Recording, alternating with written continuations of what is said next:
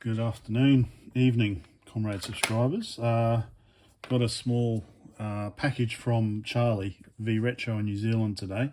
So I've got an Amstrad, his replica of the Amstrad 4007 gate array. So that's the one that's used in the 464, Amstrad CPC 464. So I'm going to give that a test. And he also sent me some of his shims that he designed for doing 32K upgrades on the ZX81 / TS1000.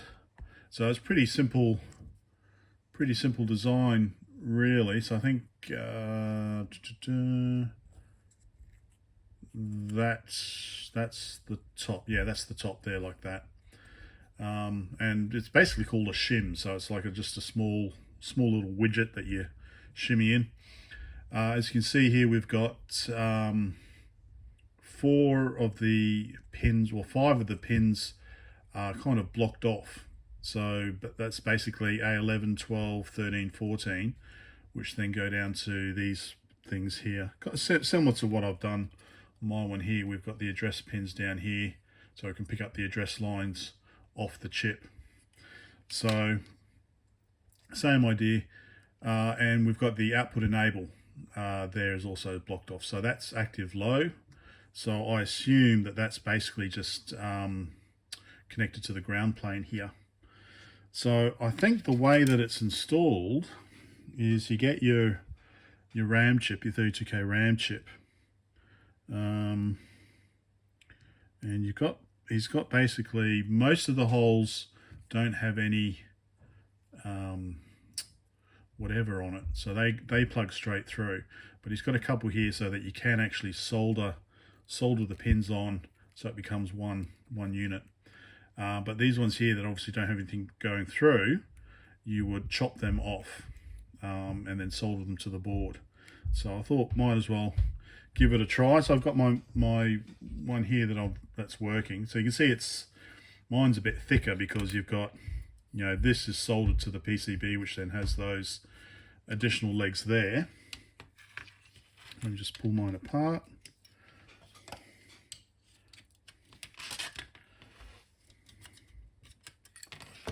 So, yeah, quite kind of heavy duty. So each pin is connected through to each relevant pin on this, apart from the address lines, like so.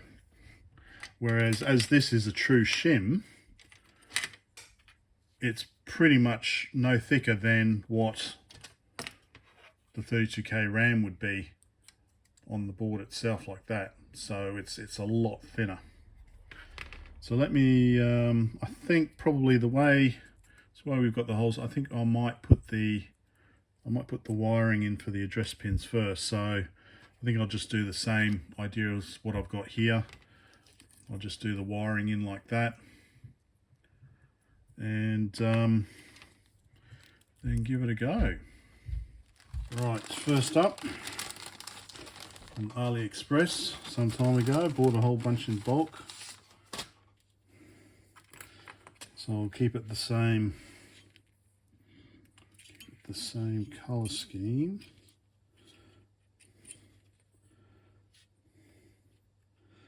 So roughly that long, cut at an angle.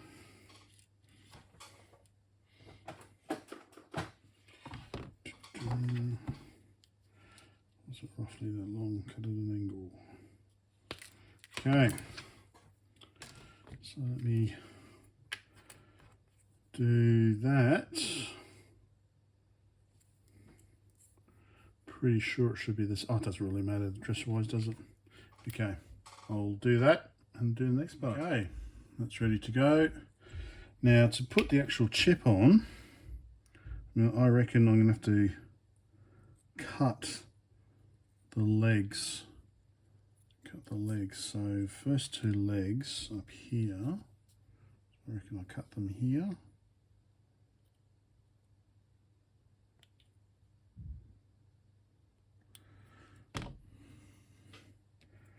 Cut them there. Then 3rd one down. which is, I don't know, A13 or something, I don't know. Third, 4, 5, 6, 7. 1, 2, 3, 4, 5, 6, 7. Okay, so I reckon that's what I need to do. And then it should fit in. I just need to pin the legs in. So I do have a tool to do that.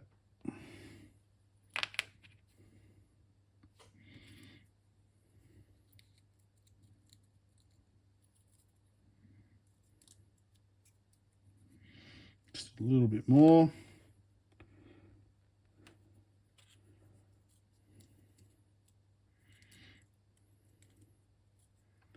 All right, let me finish this off, I think. There we go. It's all, legs are all in. So I just need to solder those ones there just to hold it in place. And then on here I just need to solder so that the make connection through to there. All right, I think basically that's how it should go. So I just had to bend these legs in a little bit so that I could solder them on properly. And then I just soldered the others on top here. So that is quite a lot thinner than my one. So, but then again, it's literally a shim, so just something you squeeze in between. So let's give it a go.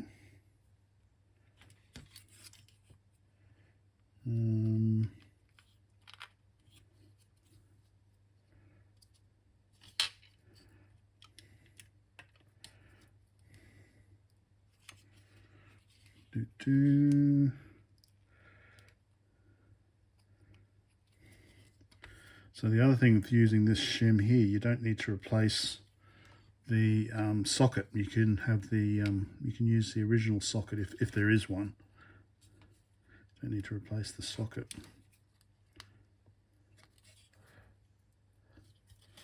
Okay, it's in.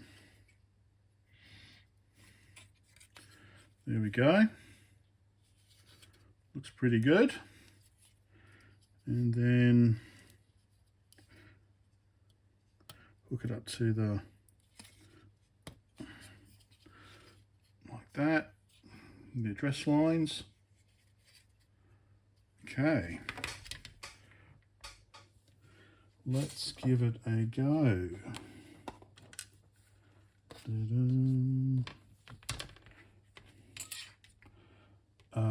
What do I need? I need the power cable. Oh, I was powering it off USB, wasn't I? Okay, all right, so this is interesting. So when I was testing it before, I didn't put this grounding strap on. And now that I'm trying to test it, oh, it's very, very unstable. But if I stick it back on there, so the grounding strap's kind of having an effect. Well, it did boot up straight away. So I'm thinking I might need to take that ground strap off.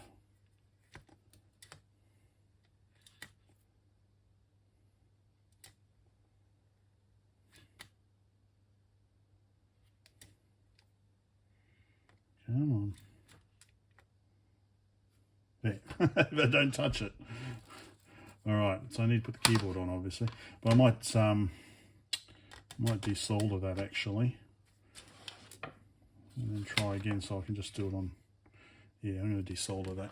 Seems to be stable now. Oh. Well, more stable. So just to check the 16K.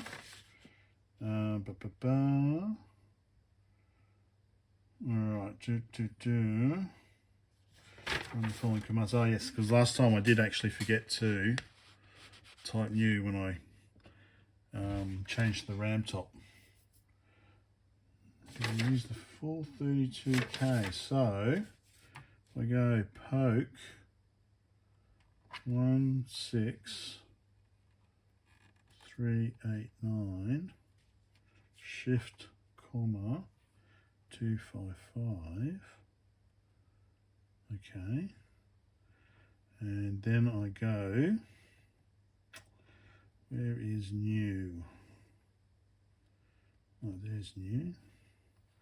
Then I go new.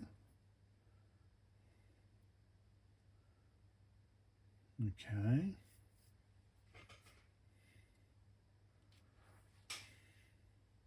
Okay, so it takes a while as you expect. So now if we go print shift, no, shift delete, we want print, that's, no, shift delete, shift function,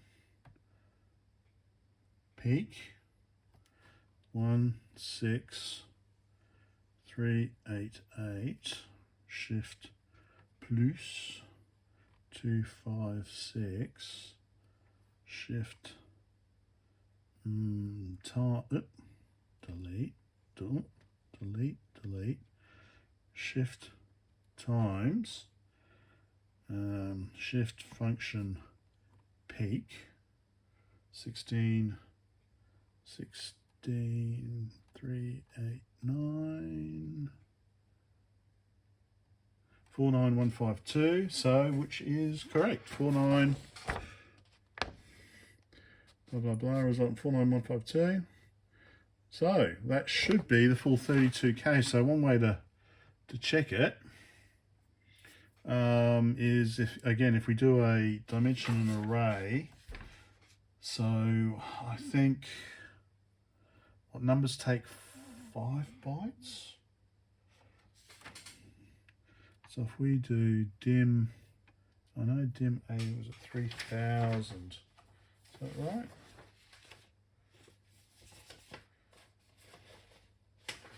Let me just check. I don't have it handy. It was a dim A, I think 3000 for I think if we do 4000, so shift function, delete, or that's what we want, is it? No, is that delete? Shift function bracket, no, delete, not shift delete, a bracket, no, shift delete, there we go. So if we do 4000, that should be what, 20K?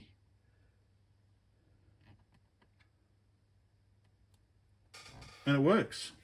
So that should be, that's basically should be taking 20K, shouldn't it? A 4000 element array, 5 bytes per element, so that's 20K, or 20,000 bytes, 20 kibby bytes.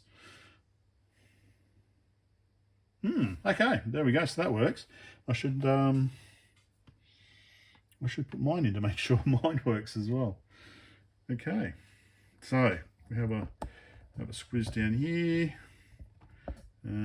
So I'll just power it off.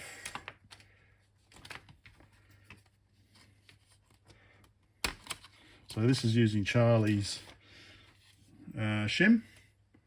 Works like a charm. So yeah, and so it saves a lot more space as well compared to my my mega monstrosity there. Yeah, so mine should basically do the same. Mine should also be able to do 32K, but well, let's prove it. So I'll pop Charlie's out and pop mine back on.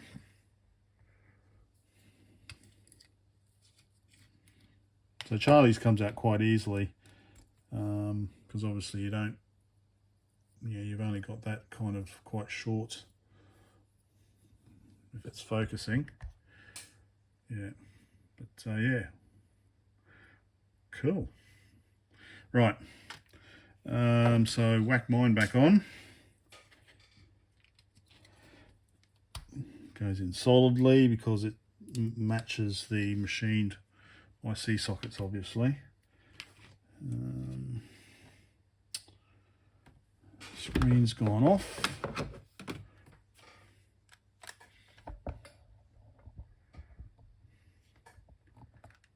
Turn the screen on. Okay, plug the keyboard back in.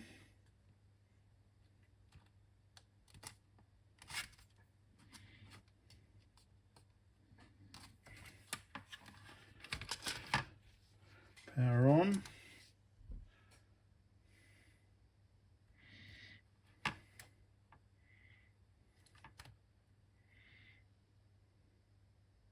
So the only thing I've noticed is, there we go. Mine maybe is slightly more, I don't know. I would say mine's slightly more reliable in that it's got, it's got more solid legs, whereas maybe there's not enough. Well, especially because I've changed. If I'd kept the original socket, it might be a bit better. Anyway, so let's try the same thing. Make sure the 32K works here. So we want to shift. No, we don't want to do that. We want to go poke 16389 shift comma 255. Okay, and then we need to do new, which is A. So it's take a little while because it's got 32K. All right, so now if we go print shift function peak 16388 plus 256 times peak, shift delete, shift function peak 16389 49152. Cool. So mine's also working. So what we did dim. So if we do dim 5000, let's do dim. Let's try a shift function. No, I don't need to do shift function, do I? I just need to do shift that. Yeah. Let's do 5000. So that should be 25,000 bytes, I guess. Yay, works. Cool. Okay. So the only thing left to do is zoom back out. Only thing left to do really is just test loading software. 16K software, and I might do that with one of the original ULAs. Just it might be a little easier getting the levels right. But there we go. Certainly, yep, 32K using my board and also Charlie's tiny little board as well, and also with Charlie's VLA 81. Working like a charm. There we go. That's all for tonight. Bye for now.